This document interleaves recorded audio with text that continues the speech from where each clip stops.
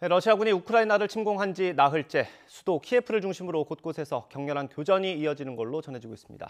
우크라이나 전쟁 상황과 주변국의 움직임 전문가 연결해서 자세히 알아보겠습니다. 박정호 대외경제정책연구원 신북방경제실장 연결돼 있습니다. 나와 계십니까? 예, 나와 있습니다. 네, 실장님. 일단 우크라이나 현지는 아직 새벽 시간대죠. 그 외신 보도에 따르면 러시아군이 키예프 외곽 30km 지점까지 진출한 상황으로 전해지고 있습니다. 러시아군 정찰대가 키예프에 이미 침입했다는 소식도 있긴 한데 현재 상황 어떻게 보고 계십니까? 예, 상황이 시시각각으로 변화하고 있어서 정확하게 제가 정보가 적기 때문에 단언할 수는 없지만 러시아군이 키예프 외곽까지 진출했다는 것은 굉장히 심각한 전투 상황에 직면해 있다고 짐작해 볼 수 있을 것 같습니다. 왜냐하면 우크라이나 수도 키예프를 점령하는 것은 사실상 전쟁의 성패를 좌우하는 시금석이라고 볼 수 있기 때문에 점령하는 러시아군과 수도를 사수하려는 우크라이나군 사이에 격렬한 전투가 벌어질 수밖에 없는 상황이라고 생각합니다. 당초 처음에는 국경은 쉽게 좀 무너지는 것 같았는데 키예프를 두고는 지금 우크라이나군이 좀 강력하게 대응하고 있다 이렇게 볼 수 있습니까? 여러 정황을 보고 판단해 볼 때 처음 예상과는 달리 우크라이나군의 어떤 대응이 훨씬 더 강력하게 진행되고 있는 것으로 추측해 볼 수 있을 것 같습니다. 앞서 미국 정보당국은 나흘 만에 함락될 수도 있다 이렇게 전망을 했는데 오늘이 꼭 나흘째입니다. 어떻게 보십니까? 네, 현 시점에서 나흘 안에 키예프 함락이 가능할지 여부를 단언하기는 사실상 어렵습니다.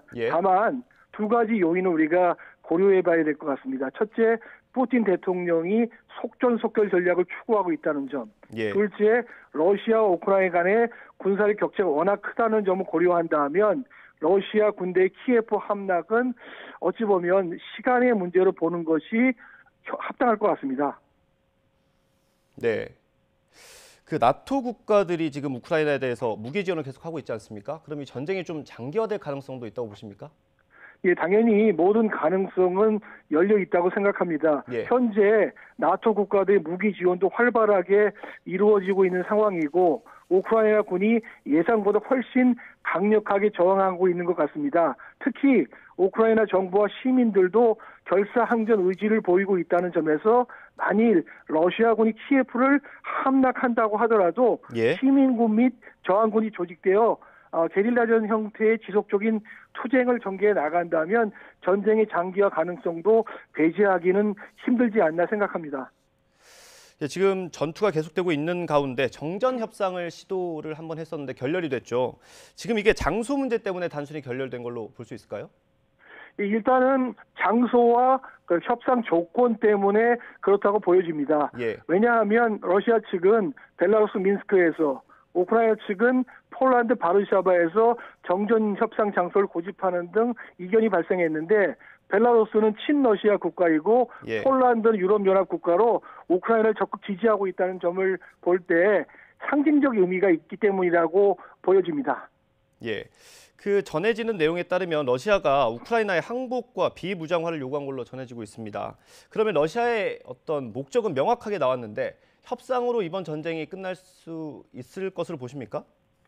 일단은 첫 번째 협상 제안을 우크라이나 측이 거절한 이유 중에 하나는 사실은 우크라이나를 항복시키려는 시도로 해석하면서 수용 불가 입장을 밝혔다는 점에서 문제가 사실은 조금 더 장기화될 가능성이 커지고 있는데 가장 중요한 것은 양측 간의 정정 협정 내용에 대한 이견이 있기 때문에 이것을 어떻게 조율할 수 있느냐가 관건으로 보여집니다. 그 푸틴 대통령은 침공의 목표가 우크라이나의 친러 정권을 수립하는 것으로 지금 분석이 되고 있습니다. 푸틴이 우크라 군부의 권력을 장악하라고 촉구하기도 했는데요. 이번 침공에 어떤 의도나 배경이 있다고 보십니까? 많이들 아시겠지만 이번에 침공 의도는 러시아가 강력하게 주장했던 요구 조건, 우크라이나 나토 가입과 나토의 동봉확장 저지, 친러시아 돈바스 지역을 사수하면서 친서방 정부를 실각시키려는 복합적 목적을 갖고서 우크라이나 서방 측에 대해서 강력한 압박을 가하고 있다고 보여집니다. 관련해서 하나만 더 여쭤보면요. 그 미국 같은 경우는 지금 러시아가 다른 나라, 그러니까 우크라이나가 아닌 다른 나토 국가를 침공할 가능성도 있다라고 보고 있는데 그럴 경우에 러시아가 내세울 수 있는 명분이 있습니까? 일단은 러시아가 지금 미국의 입장대로 다른 나라에 대해서도 강력하게 얘기할 수 있는 가능성을 제기하고 있지만 저는 거기까지 얘기하기엔 너무 문제가 확산될 수 있기 때문에 예. 그런 부분에 대해서는 우크라이나 상황을 봐가면서 추가적으로 아마 고민하지 않을까 생각합니다. 예. 다음 제재 관련해서 좀 여쭤보겠습니다. 지금 미국과 서방 국가들이 제재를 계속해서 발표하고 있는데 지금까지 나온 제재들이 러시아에 어느 정도 영향을 미칠 거라고 보십니까? 일단은 다양한 제재가 나왔긴 하지만 사실은 스위프트 제재를 제외한다면 예. 사실 그 제재가 러시아에 직접적인 강력한 영향을 미치는 데는 좀 제한적이지 않을까 생각을 합니다. 예, 그러면 스위프트 제재는 이미 이제 하기로 했고요. 그 이후에 그러면 할 수 있는 제재가 또 있습니까? 일단 스위프트 제재 이후에 어떤 추가적인 제재가 나올 가능성을 배제할 수 없지만 그것은 이제 러시아가 우크라이나 전쟁을 어느 선까지 끌고 가느냐가 아마도 전제 조건이 되지 않을까 생각합니다. 예. 그런 가운데 우리 정부도 지금 국제사회 제재에 동참하기로 했고요. 구체적인 수위를 검토하는 걸로 전해지고 있습니다. 우리 정부가 할 수 있는 것 어느 정도 수준이라고 보십니까? 현재 우리 정부가 서방의 대러시아 경제제재 조치에 동참하겠다는 원칙적인 입장을 밝혔는데 현 시점에서 제재의 구체적 분야와 수준을 말씀드리기는 사실 좀 어려울 것 같습니다. 다만 향후 상황 전개와 서방 국가들의 추가 제재 조치의 세부적 내용을 종합적으로 판단한 다음에 서방 국가 협의에 따라서 아마도 구체적 윤곽이 잡히지 않을까 생각합니다. 예, 이게 뭐 세계적으로도 마찬가지고요. 우리 기업도 제재가 러시아에 가해지면 그 주변국 또 우리나라에도 영향을 미칠 수밖에 없을 것 같은데 어떤 대비가 필요하겠습니까? 아무래도 우리 기업들 입장에서도 사실은 영향을 받을 수밖에 없는 건데요. 예를 들면은 제재가 좀 더 본격화되고 현실화된다 그러면 우리 현지에 나가 있는 우리 기업 입장에서는 환율 문제가 가장 큰 문제 중에 하나가 발생할 수 있고 또 부품 같은 것을 제때 받을 수 있는 문제도 생길 수가 있고요. 또 하나 우리 중소기업 입장에서는 러시아의 자동차 부품이나 기기를 수출하는 중소기업 입장에서도 피해가 예상될 거로 생각합니다.